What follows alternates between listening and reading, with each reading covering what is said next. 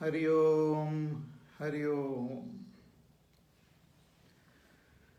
We have studied 17 chapters of Bhagavad Gita in the past 220 days.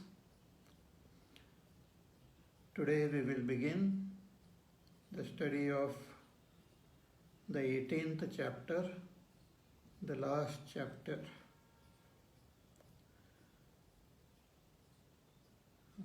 Before we begin the study of this chapter, let us do a Simhavalokan. Just briefly see the 17 chapters which we have studied, and thereafter begin the 18th chapter. So we have seen how the Bhagavad Gita begins with Dhritarashtra's words. He is asking Sanjaya that what did my sons and the sons of Pandava, Pandu, do when they assembled at the Kurukshetra. Dharmakshetre Kurukshetre Samaveta Yuyutsavaha Mamaka Pandavaschaiva Kima Kurvata Sanjaya. Thereafter Sanjay describes the whole thing. So in the first chapter we find the description of Arjuna, who comes on the battlefield and he sees his own people assembled there on both sides of the army, and seeing them he becomes very depressed and become very confused regarding his duties also. He feels that he will be the cause of the death of so many people, and the whole war will be totally fruitless, with lakhs of people dying. So he was totally confused. But on one hand, he knew that he is a Kshatriya. As a Kshatriya, he has to fight. But again, how can he fight with his own people? So this confusion and sorrow was there in Arjuna's mind, and he just dropped his bow and arrow and he surrenders to Bhagwan Sri Krishna, and he requests him that please teach me, take me as your disciple and teach me what is proper dharma. Shishyasteham shadimam tvam prapannam. So Bhagwan starts the teaching from the second chapter onwards. So in this first chapter we have to understand what is conveyed. See, Arjuna had this sorrow and confusion also. And this is the story of all of us. We have our own measure of sorrow in our life, accompanied by some confusion. So when the scripture analyzes this, it says that the basic cause of this sorrow, this suffering, is very strange, because actually there should not be any sorrow, there should not be any suffering, because the Atma, I, am Satchidananda Swarupa. I am deathless, eternal, of the nature of bliss. So why should I have this sorrow? Why should I have fear? This is there because of not knowing myself as I am. So this is called avidya. This avidya gives rise to misunderstanding, taking something else as my own self. So not knowing myself as Satchidananda, Brahma, I consider myself as this body, and that is called adhyas, to take something wrongly over myself. And thereafter it gives rise to various types of desires, and in order to fulfill those desires I work, and when I work I get different measures of joys and sorrows. So I get tied down to this cycle of work, karma bandhan, karma chakra, and it becomes very difficult to become free of that. Scripture says that even if I lead a complete life, enjoying or suffering, once this gross body gets dropped, then again I am born in some other body or in some other loka. So this goes on. This is called samsara, punarapi jananam, punarapi maranam, taking birth again and again and dying. And temporary solution doesn't work. Temporarily we seek some wealth, we seek some position, name, fame, but that doesn't make us free of all sorrows. We don't become free of all sorrow, we don't become completely happy. So what we are seeking is atyantika dukkha nivritti, complete freedom from all sorrows, and paramananda prapti, and supreme bliss. But that we don't get it. So the Shastras say that you will get it when you come to realize yourself, once you come to know yourself.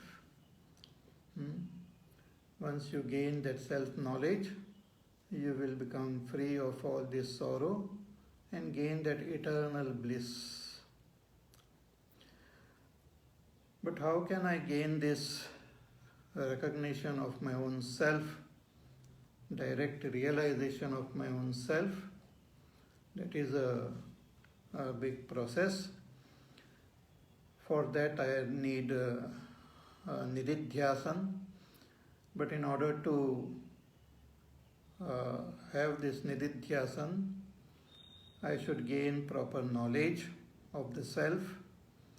And in order to gain that proper knowledge of the self, I should prepare my mind, my intellect. And in order to prepare my mind and intellect, I have to perform actions.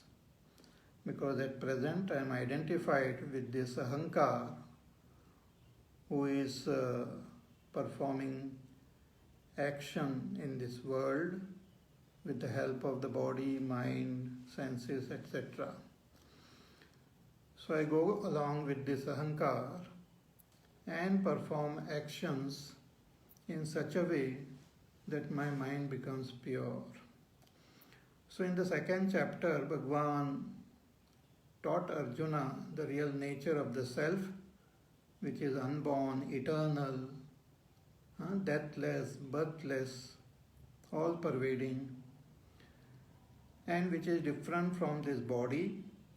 The body is like a dress which we wear, and we discard it and wear a new one when we take a new birth. The body keeps on changing, but Atma doesn't change.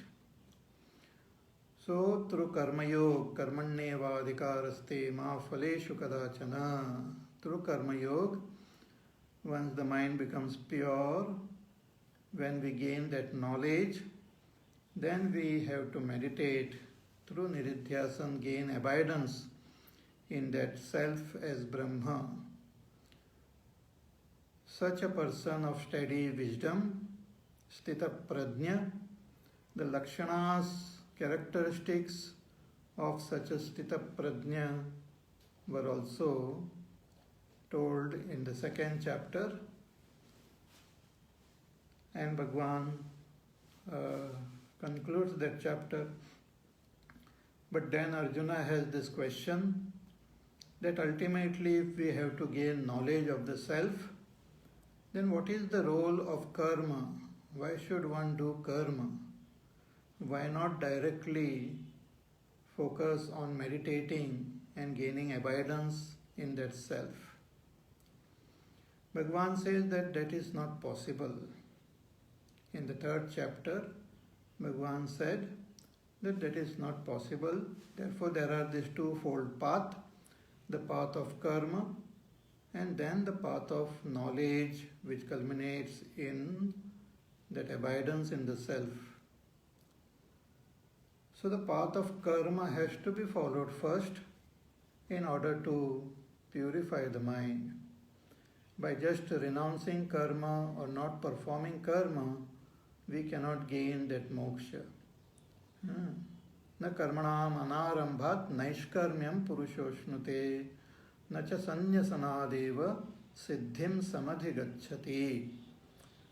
So that is not possible. So one has to perform action, but the action should be performed in such a way, the kartavya karma, with nishkama bhavana. When we perform that actions, our kartavya, all our duties, dedicating to Ishvara, then our mind starts becoming more and more calm and peaceful, and we become fit to gain that knowledge of the self. Arjuna thereafter asked in the third chapter that why do people commit sin even after knowing that that is wrong? Why we continue to doing wrong things? Atha kena prayuktoyam papam charati purushaha, that why a person commits sin. Thereafter Bhagwan told him that it is because of Kam and Krodha. They are very strong. Because of our avidya, there are this intense lust and anger, and that propels a person into various activities. Sometimes the person commits, goes on the path of adharma, commits sin also.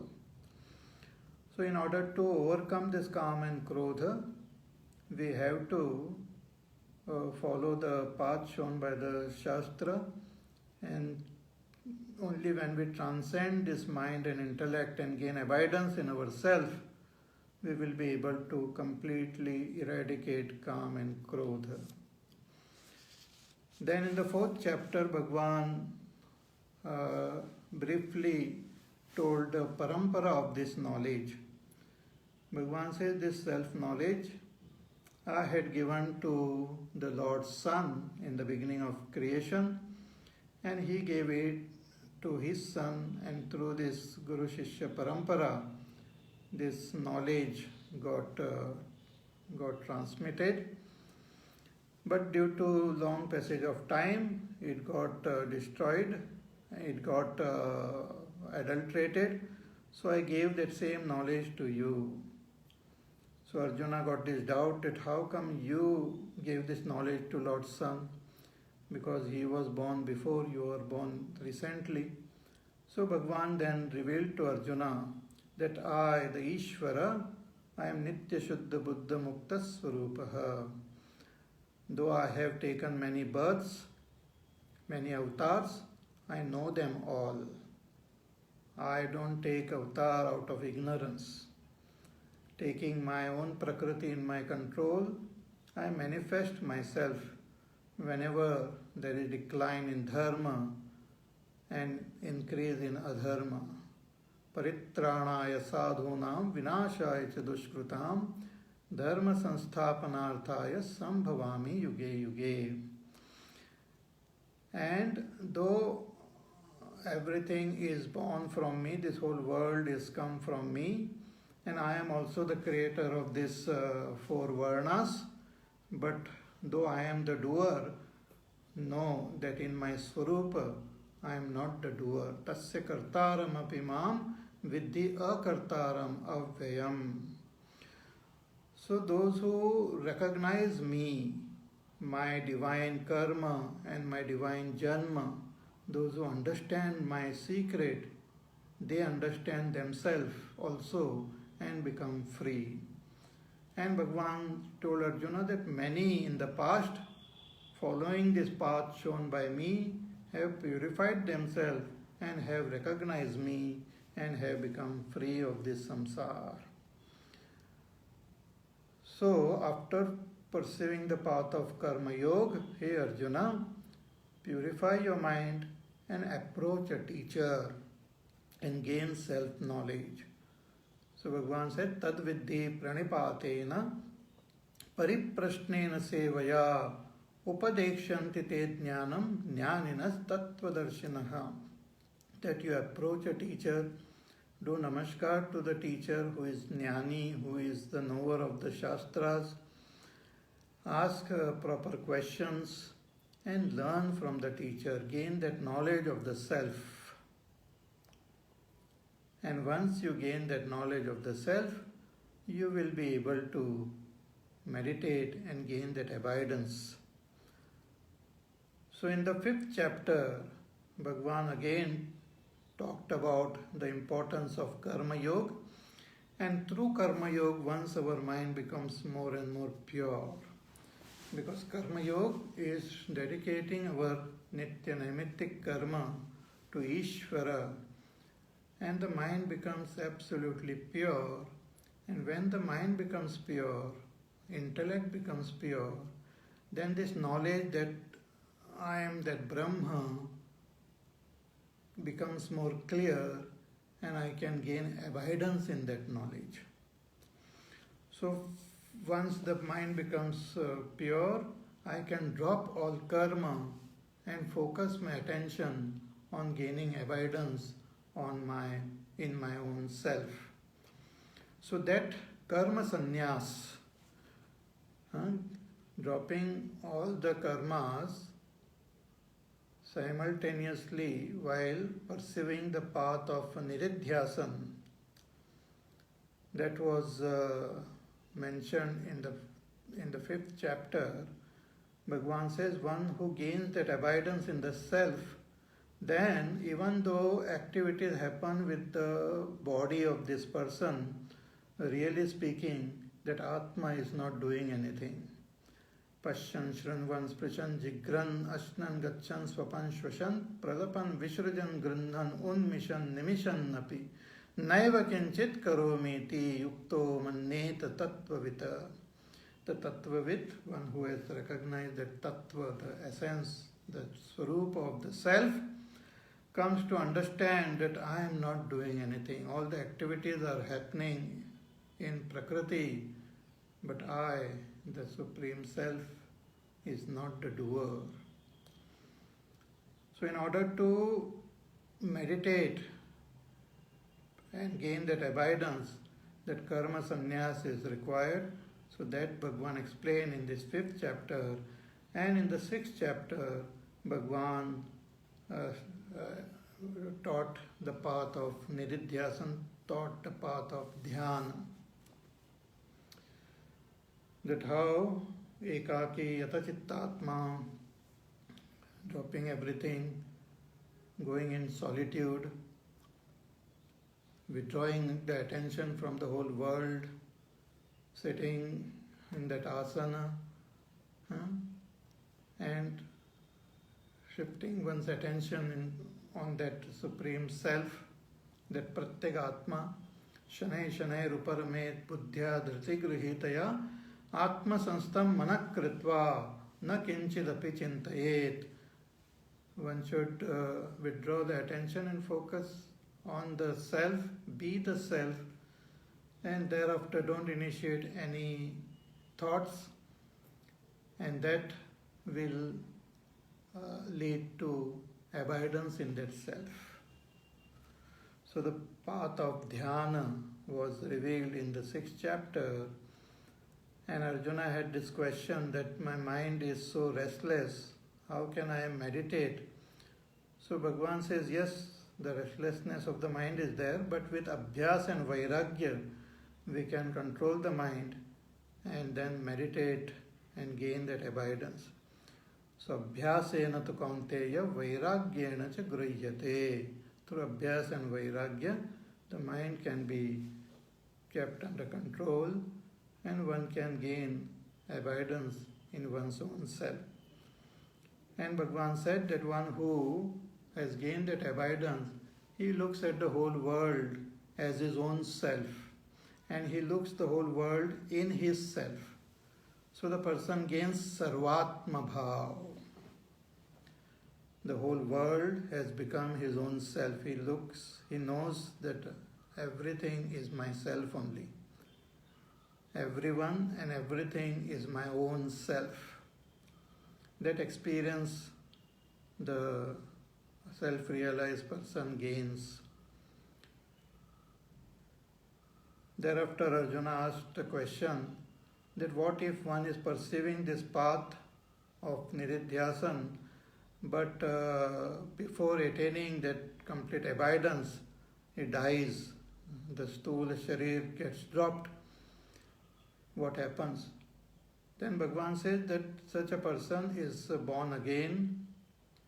Either he goes to Swargaloka and gains that joy in that loka and again is born as a human being and continues his path from where he had left, or he is born again immediately in some yogi's family, yoginam api kule bhavati. So in a yogi's family he is born and continues on his path and gains that abidance in his self. So such a enlightened person was described in the 6th chapter. Thereafter, a question comes that the real nature of the self was indicated, but what about this world? What is the nature of this world which we are experiencing? And it was also said in Karma Yoga that we have to dedicate our actions to Ishvara, to that Supreme Brahma. So who is that Ishvara? What is the nature of that Ishvara to whom we can dedicate all our actions? So that was not clear. So from the 7th chapter, Bhagavan reveals the real identity of the world and of himself. So Bhagavan says this whole world which you see is my Prakriti only. The world is expression of my Prakriti. So I, that Brahma, and my Prakriti, also called Maya, is expressing as this world. Prakriti is not different from me. So this world is not different from me. So in the 7th chapter, Bhagavan explained this, that my Prakriti is twofold, para and apara. So through this apara Prakriti, I myself am appearing like this world.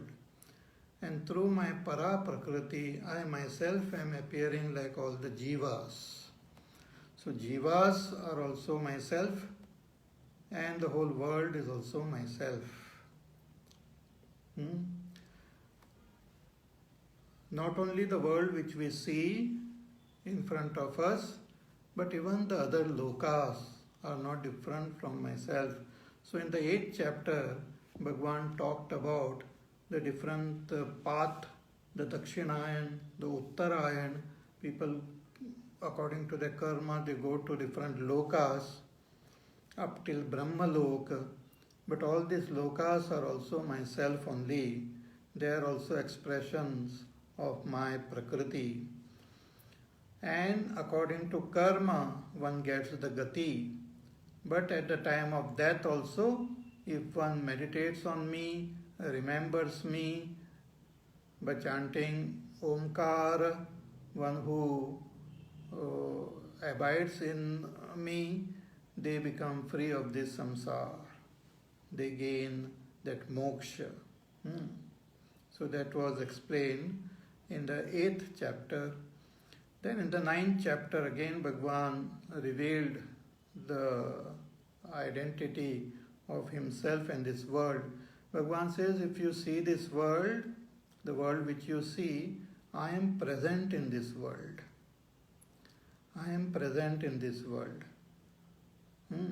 Though I am not seen, maya tatamidam sarvam jagad avyakta murtina, in my unmanifest form, means that Brahma in unmanifest is present in the whole world. See, just as we see an ornament, golden ornament, the gold is present in the ornament.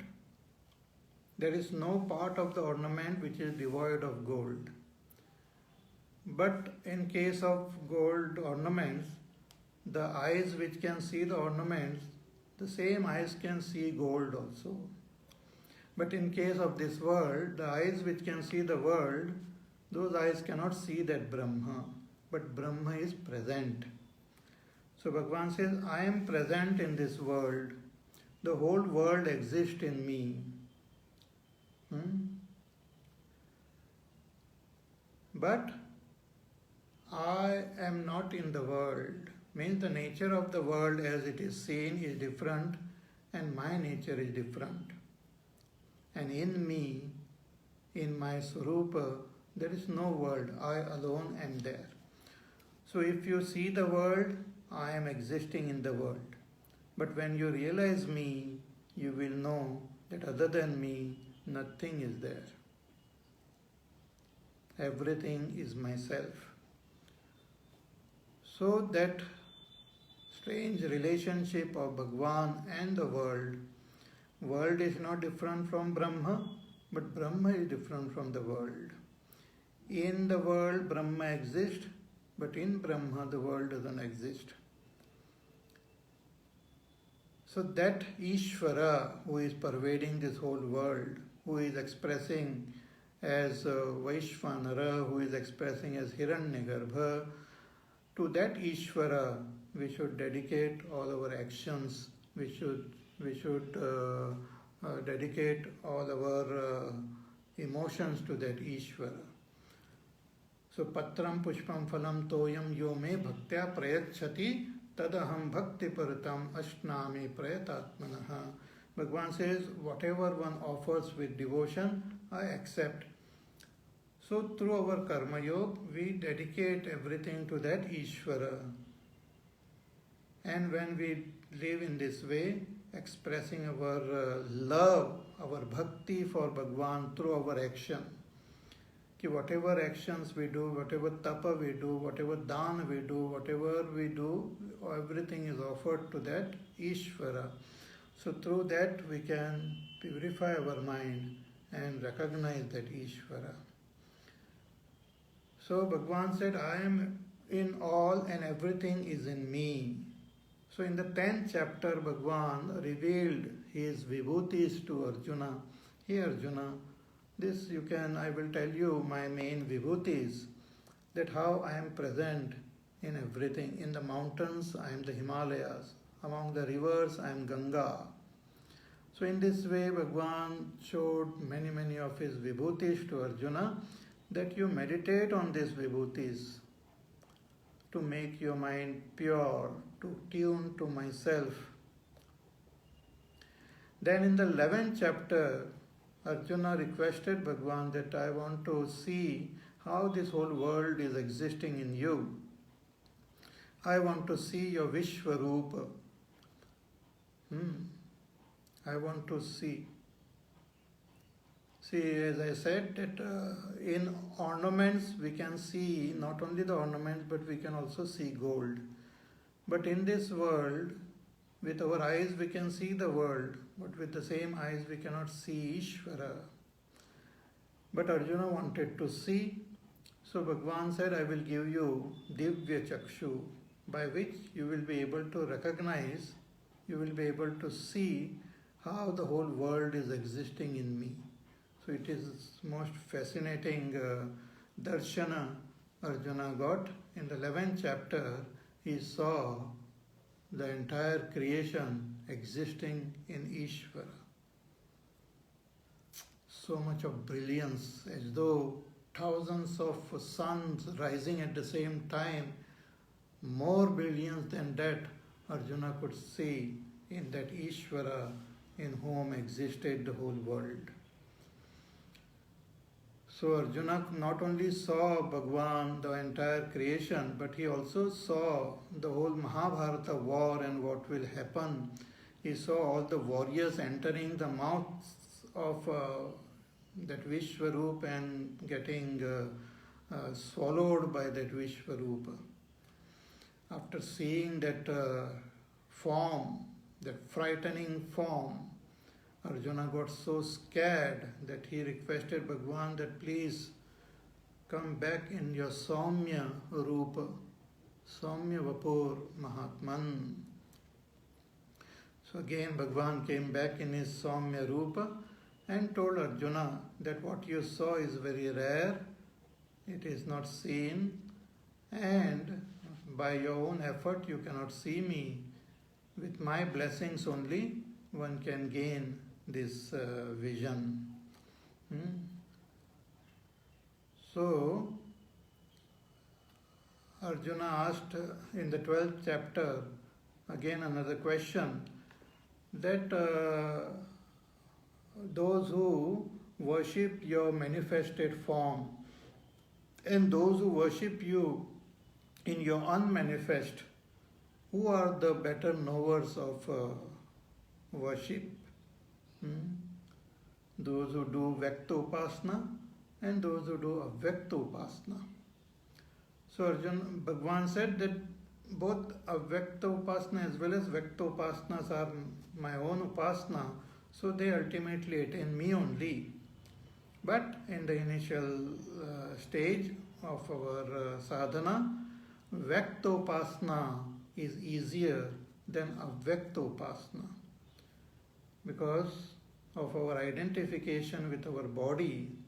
Vyaktopasana, the upasana of the manifested Ishvara, is better, easier than the upasana of that unmanifest Supreme Ishvara. Thereafter, in the 12th chapter, Bhagwan also described the characteristics of the Jnani Bhakta, Adveshta Sarvabhutanam Maitra Karuna Evacha, etc. That what are the lakshanas, the characteristics of a Jnani Bhakta, the Bhakta who has gained the knowledge of that Ishvara and sees the presence of Ishvara in the whole world. So, the 12th chapter concludes with that. So, in the first 6 chapters of the Bhagavad Gita, Bhagwan focused attention on the revealing the nature of this Atma, the inner self, the innermost self. In the 7th chapter to 12th chapter, Bhagwan focused attention on revealing the nature of this world and the nature of that Brahma. And in the 13th chapter, Bhagwan revealed the identity of this self and Brahma. Bhagwan says this, your inner self, which is the knower of your body and the knower of this world, who is acting in this world, who is experiencing the joys and sorrows. The real nature of that knower is the Kshetrajna, and the Kshetrajna is Brahma only. So the experience of this world is the innermost self, who is called Pratyagatma or Kshetrajna, and that Kshetrajna is Brahma. Idam shariram kaunteya kshetramitya vidhiyate etad yo vetti tam prahuhu kshetrajneti tad vidaha. Like that, the identity of Kshetrajna and Brahma was revealed, and the nature of Brahma was also indicated. Natatsanna saduchyate anadimat param Brahma. In this way, the nature of that Brahma was also revealed. So, the knowledge that I am Brahma was revealed in the 13 chapters. In the 14th chapter also, Bhagavan further explained how this I am Brahma and talked about these three gunas, which are the gunas of Prakriti, and identified with these gunas, we get tied up in this Prakriti, but through proper sadhana, we can transcend these gunas and recognize our own self as Brahma. Gunatita. We can become Gunatita and recognize our own self. So, I am that Brahma. In the 15th chapter, Bhagavan revealed that this I, the Brahma, is also called Purushottama. And this world is also called Kshara Purush and Akshara Purush. The manifested world is Kshara Purush and the unmanifest world is Akshara Purush, and I am that Purushottama. The complete vision was revealed. Other than this, nothing is there. The world which I see is also myself. It's called Kshara Purush because it constantly changes. And the cause of this world, the source of this world, that Maya or Prakriti, is Akshara Purush. That is also myself. And I am beyond this, both this Purusha, as Purushottama. So that was revealed in the 15th chapter, and the whole teaching was completed. But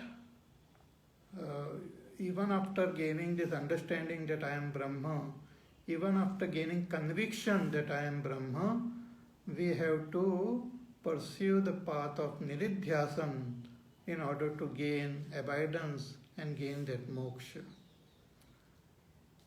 To gain experience that I am Brahma, I have to follow the path of Nididhyasana. So only Shravan and Mananam will not help.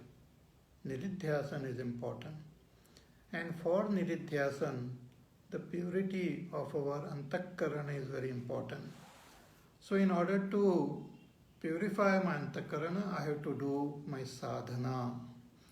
So in the 16th chapter, Bhagavan again focused his attention on the sadhana by first classifying all human beings into two groups as Asuri and Daivi. Bhagavan says, and gave the characteristics of the Devata, Daivi, Sampatti, as Avayam Sattvasham Shuddhi, Jnana Yoga Vyavasthitihi, etc. And also the characteristic of the Asuras. And Bhagavan said, you, Arjuna, you are born with the Daivi Sampatti, and one should focus our attention on our innermost Daivi Sampatti and nourish them and strengthen them and become a Devata, become a person with Daivi Sampatti. That is the first step we should take. Let our Antakarana be ruled by Daivi Sampatti. We have to destroy that Ravana and make Vibhishan the king. We should destroy that Vali and make Sugriva the king. We should destroy the Asuras and make Devatas the king of our Antakarana. Thereafter, in the 17th chapter,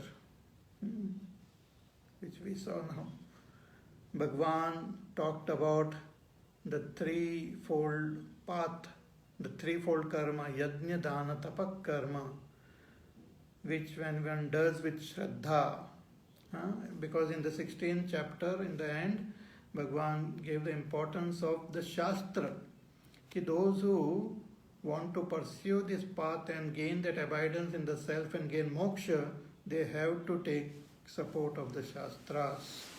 One who discards the Shastra and does whatever they feel like, they will not gain moksha. So one is born with Shraddha, and if one worships the Devatas, our Shraddha is Sattvic. So with Sattvic Shraddha, when we eat Sattvic food, and we do Sattvic Yajna, and we do Sattvic Tapas, and we do Sattvic Dana, our Antakarana will become pure, and we will be able to gain abidance in our own self. So in order to gain that abidance in the self, we have to do Niridhyasan. Niridhyasan is not dhyana. Niridhyasan is not a action, it is not a karma. See, karma yoga, like we perform action with our body, that is also action. Action which is performed with our senses, that is also action. Action which is performed by our mind, our intellect, that is also action. So even the upasana or dhyana on a particular object, etc., when we do, that is also like karma only. But in Niridhyasan, one has to drop the association even with our mind, our intellect, and just remain there as that Pratyagatma, as the Kshetrajna. And the more and more we remain a Kshetrajna, we gain abidance in our self-Kshetrajna, which is Brahma itself. So it's a very subtle sadhana, this Niridhyasan, that Bhagavan will reveal in this 18th chapter. And also in this 18th chapter, Bhagavan again gives the importance of Karma Yoga. So this 18th chapter begins with Arjuna's question. Arjuna is asking question about sannyas and tyaga. Sannyasasya mahabaho tattvam ichchami veditum tyagasya cha rishikesha pratak keshinishudana. He is asking what is the nature of sannyas and tyaga. Because Bhagavan had used this word sannyas and tyaga, but the thing was not clear in Arjuna's mind. So he is asking exactly what is the meaning of sannyas and what is the meaning of tyaga. So Bhagavan explains that what is sannyas, what is tyaga. And then he also explains that how exactly the karma happens, what are the factors involved in a karma.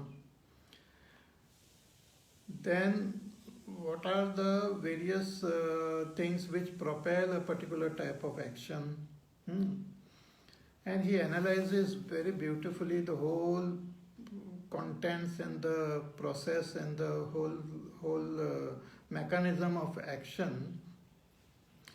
And then Bhagavan tells that through all this you have to understand your kartavya karma and perform that kartavya karma, dedicating it to me.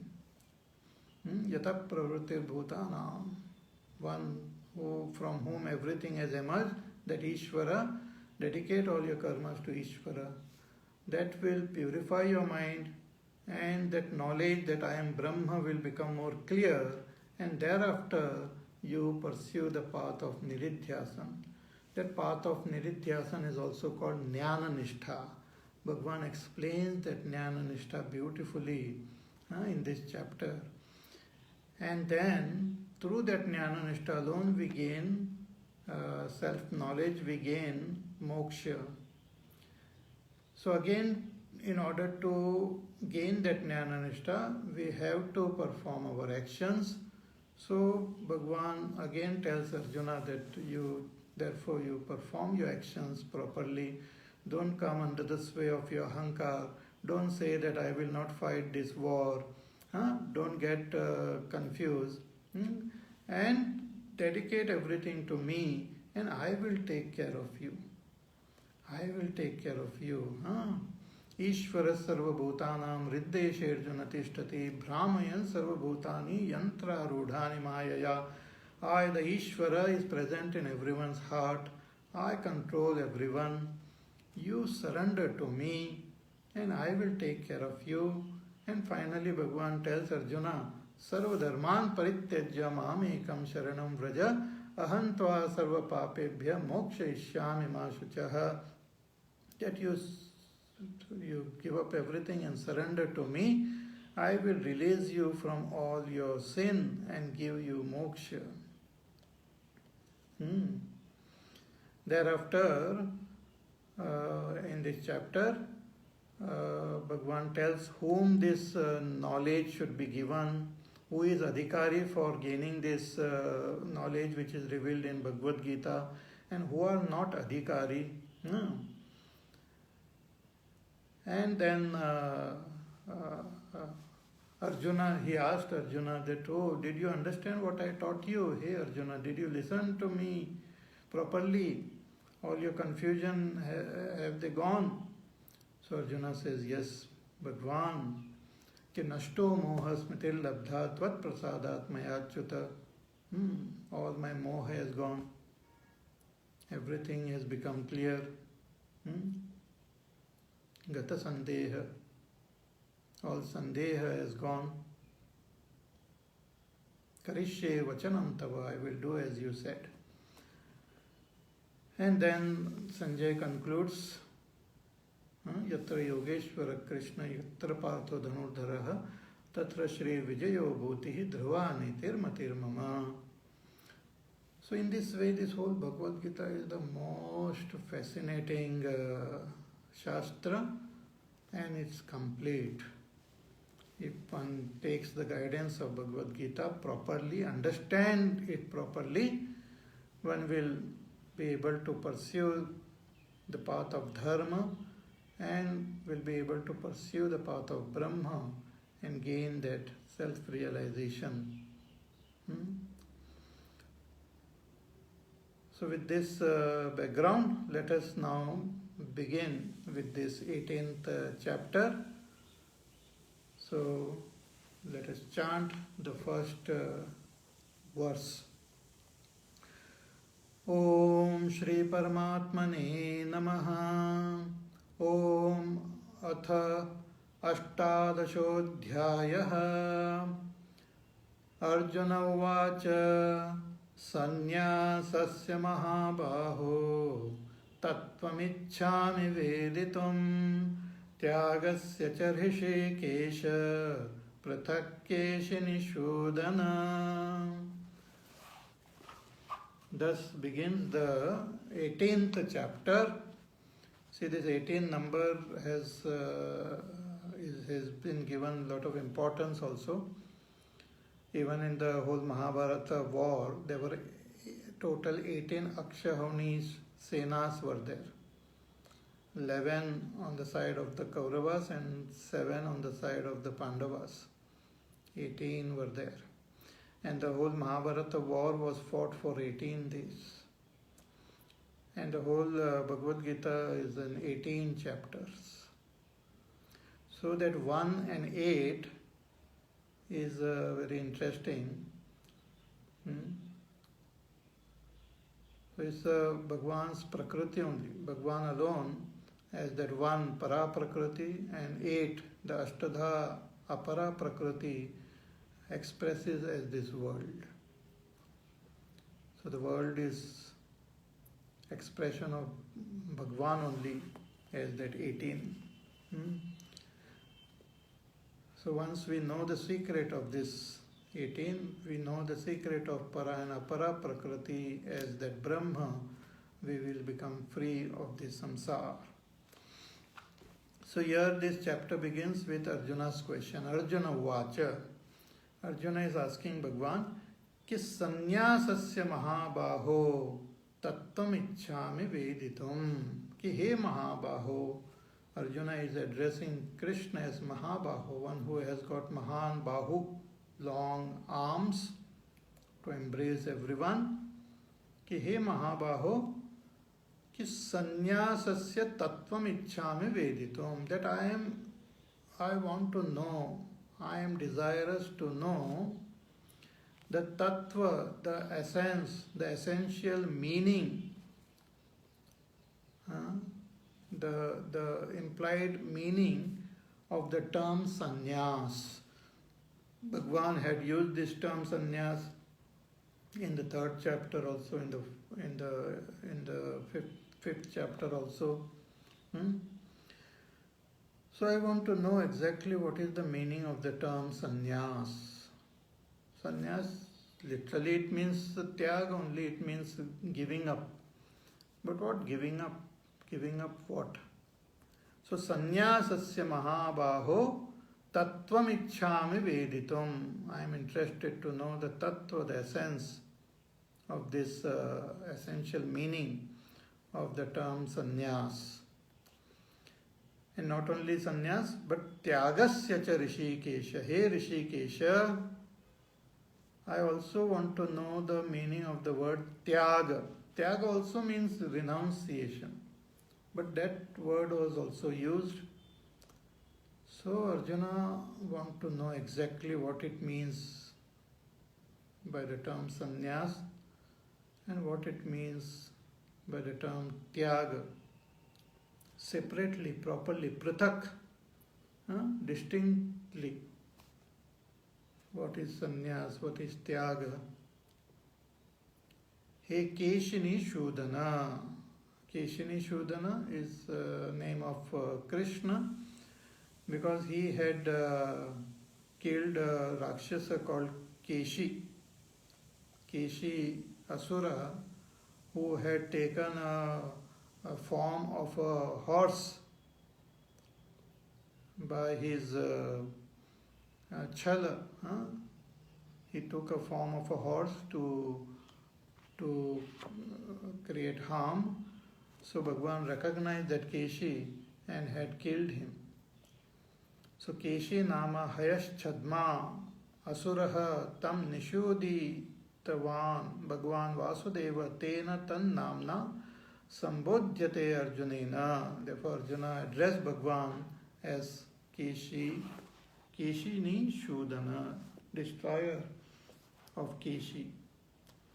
Shankaracharya ji, in the beginning of this chapter, he writes the commentary कि सर्वस्य एव गीता शास्त्रस्य अर्थः अस्मिन् अध्याये उपसंहृत्य सर्वच वेदार्थो वक्तव्यः इति एवं अर्थ अयम् अध्याय आरभ्यते.